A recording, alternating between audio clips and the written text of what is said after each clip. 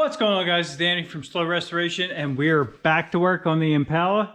Of course, now it's the front suspension's turn, and we have it up. We have the pole jack under it. We already started a little bit here. All the tie rod ends, ball joints, pretty much all of the joints down here, connections, have a castle nut, as you can see right there. And of course, we already have that one loosened, but there is cotter pins in there that lock them from backing out or loosening up. So we have all of them removed. They can be quite a pain sometimes. Sometimes you got to take a screwdriver and dig the years of road grime away. That's why we have our trash can under here. However you have to do it, remove your cotter pins. We have all the nuts back down a little bit. We don't have the ball joints broke loose yet. I wanted to make sure we could take the pressure off the spring with the car on the lift without making it tilt too much. You definitely got to keep an eye on that as you do that. When you put the lift arms under the car, you kind of do that with that in mind. So we have it a little bit further forward than normally. Not too much, just a little bit, so that we can put a little bit of pressure on that front suspension, like I said, without the car tilting back. So we do have to raise up on that, take the tension off the spring, knock the ball joints loose, and then we can get the spindle removed and tied up to the side.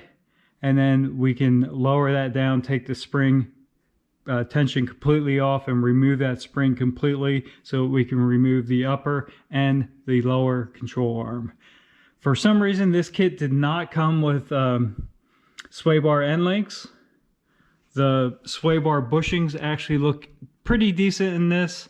We'll see if we can source some, but for whatever reason, it did not come with any sway bar hardware. So we'll probably put new end link bushings on, because chances are those bolts will not back out and come apart without breaking. But we will have to source them. But either way, let's go ahead and keep going here and get this front end completely disassembled. Now, when it comes to separating these the tie rod ends and or ball joints or any of the other joints, there's several ways you can do it. First way is you can take a nice big hammer and smack it right there. Good smack usually pops that right apart. We're replacing this, so you can also just tap down on it, but let's go ahead and give it a smack. There you go, popped right loose. Another way you can do it is you can use a fork, something like this. You put in there in between the knuckle and the tie rod end, and you just drive this in. It's tapered. Obviously, it just pulls down on it. Now, you really have to watch if you're going to reuse that. This will usually rip the boot. So we're obviously not keeping any of this. It's all getting replaced, so we can use this. But usually just a nice solid tap on there, just like we did, pops that right apart. So we'll get to the ball joints now. With that, we can actually spin this and get more clearance here. So let's go ahead and work on, I'll show you a third way of actually removing these joints. So the third way is kind of the same as the first, with percussion on the side there, but it's in the form of a air hammer. So you can take a nice blunt end.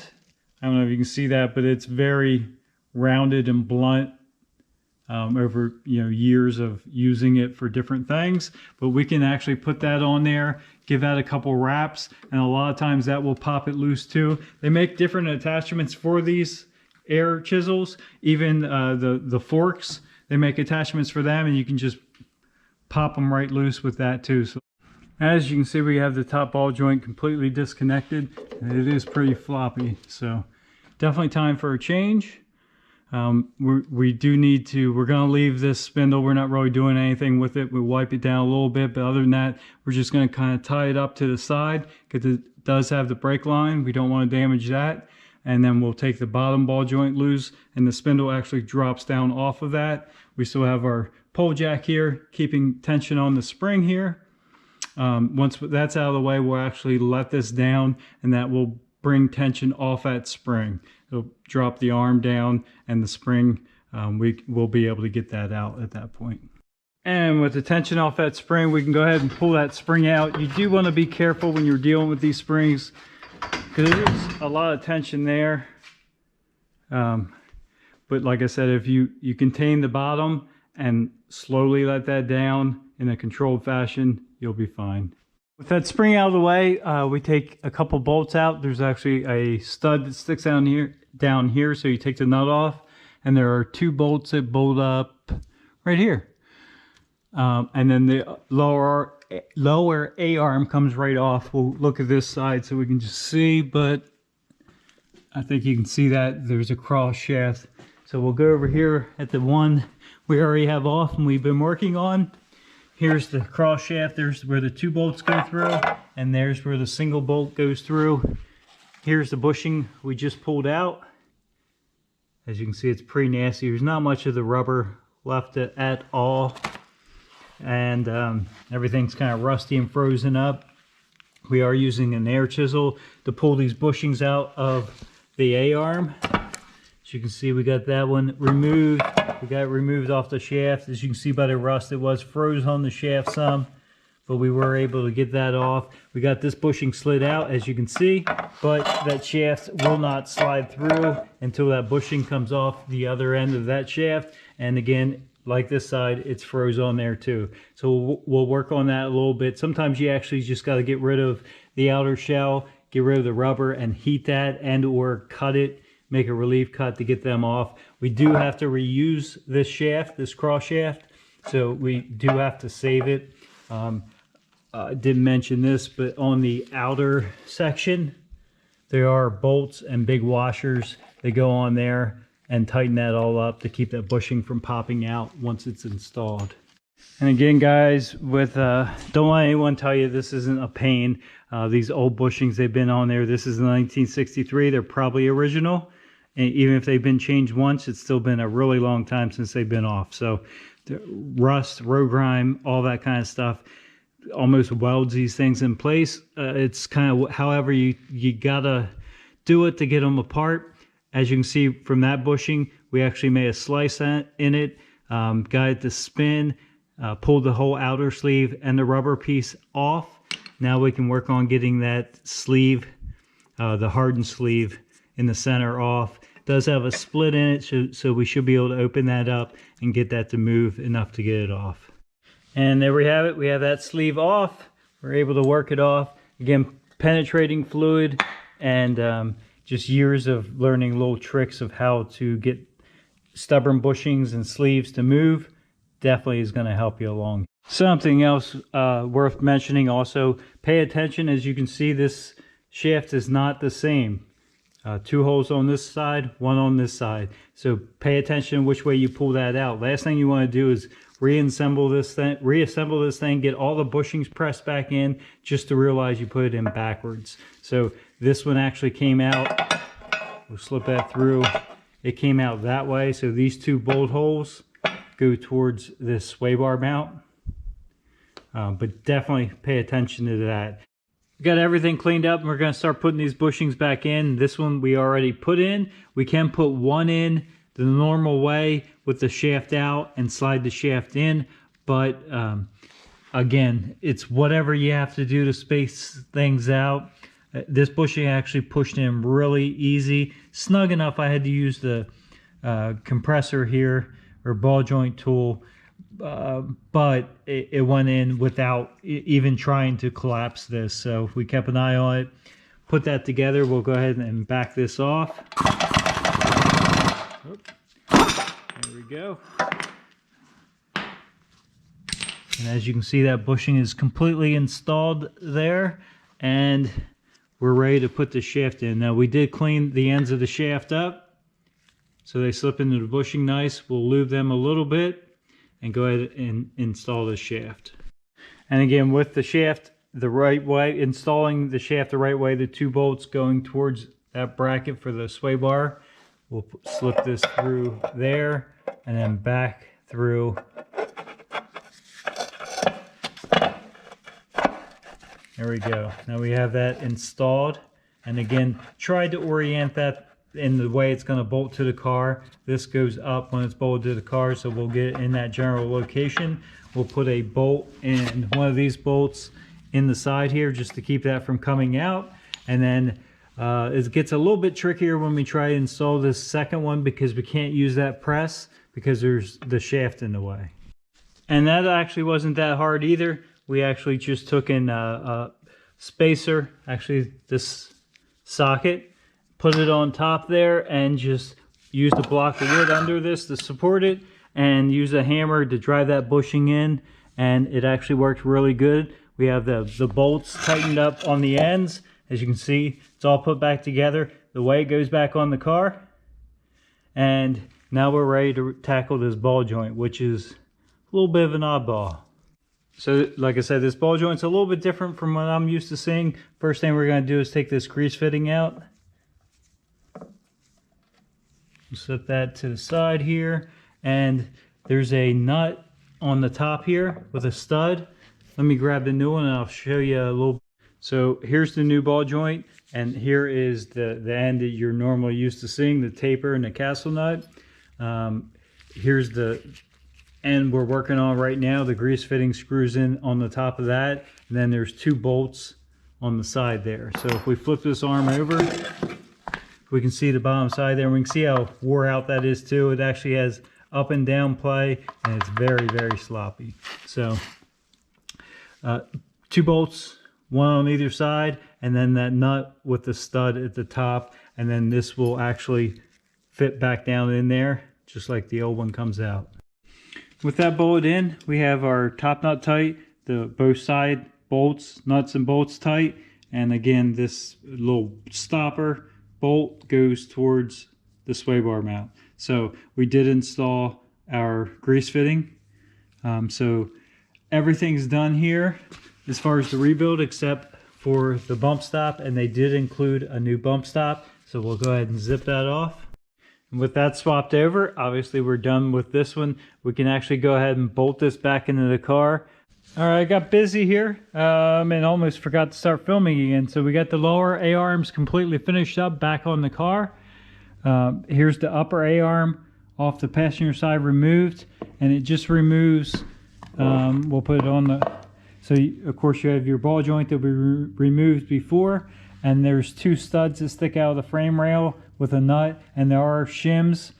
That'll get you roughly in line, at least so you can get to the alignment shot. Should be close. The next thing you remove this cross shaft here. We are reusing, and there are bolts with some washers, two of them, as you can see there, one on either side. You can see how bad that bushing is. You just kind of peel away with your fingers. So just like before, just like on the lower one, there's bushings here. We'll get them opened up, and they just press out of this arm, and they slip on this cross bar. We'll get this pulled apart. I'll show you how that works. This is the original ball joints, and I'll show you why I can say that is because they're actually riveted in from the factory. So those ball joints have never been changed. So again, 1963, definitely time to change them.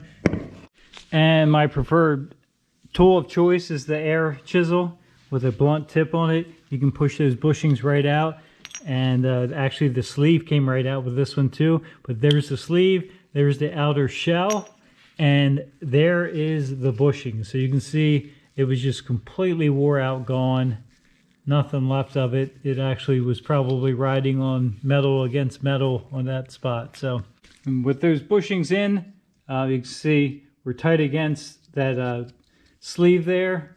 We have the bolts tightened back up, so we're good to go as far as the bushings and the bar.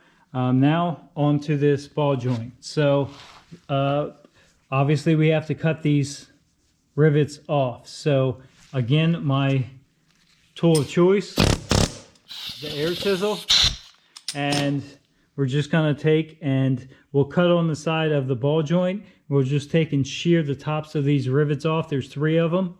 We'll shear them off, and we'll probably either have to pry between the arm and the ball joint, and pop that out off, or hit down on the rivet and actually drive them through, and the ball joint will just pop right out at that point. Here we have the top of the rivet cut off. And again, we'll wedge something. We can even take the chisel and the air chisel and hit in between, get that to pop loose. Sometimes they pop right off and the rivets fall out. Sometimes you really got to work those rivets, but either way, if you have to drive them through, you got to drive them through. We'll grab the new one. Here is our new ball joint. Again, 3-bolt. It indexes around. Once you get it out, it's easy to see which way it goes in. And they give you new hardware, which in the form of nut and bolt, kind of like the lower one bolts in. Making some more progress on here. We have that A-arm completely finished up. The ball joint, like I said, just bolts in. One note to say, well, two, you have to pull the rubber boot off, drop the ball joint in, and put the rubber boot back on. And the holes in the A-arm itself have to be opened up for those bolts. But we got that done. We went ahead and started disassembling the linkage, the steering linkage here. So here is our outer and inner tie rod and sleeve off the passenger side. Again, it just comes off just like everything else does.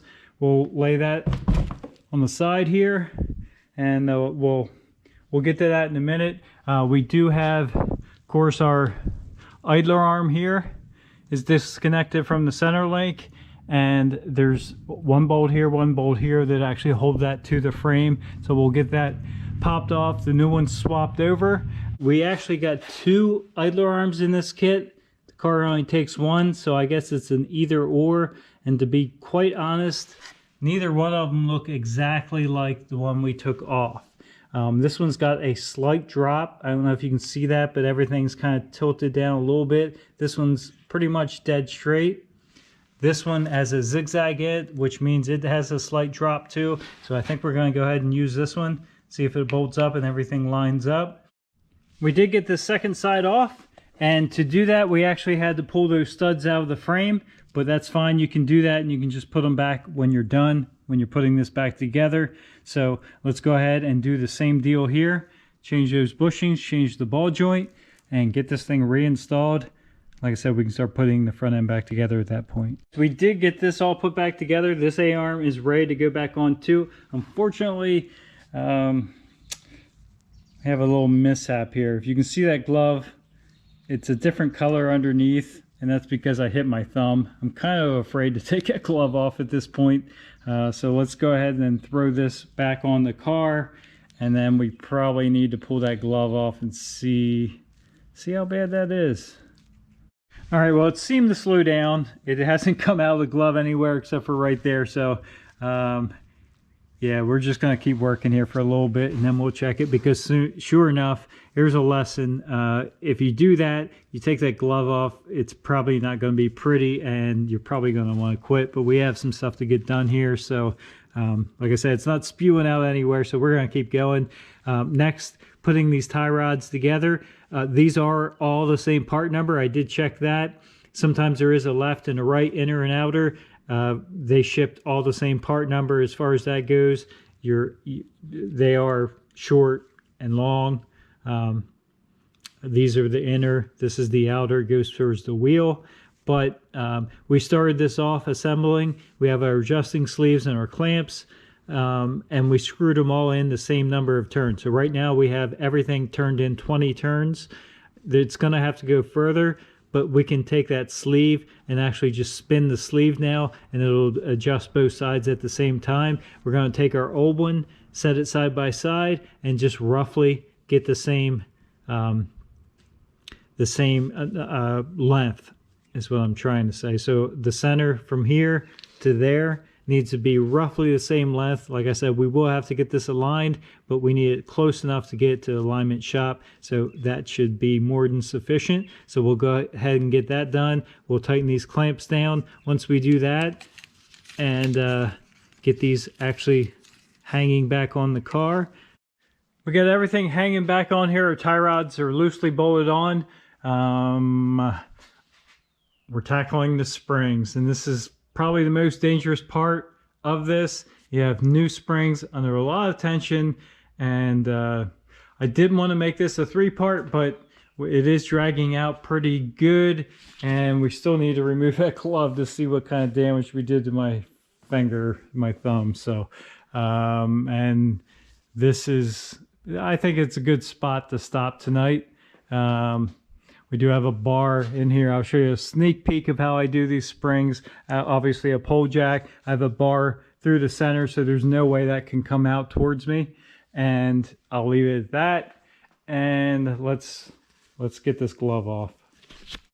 All right, I'll set you up there. And oh, it's not looking good. Oh yeah, that's not good at all.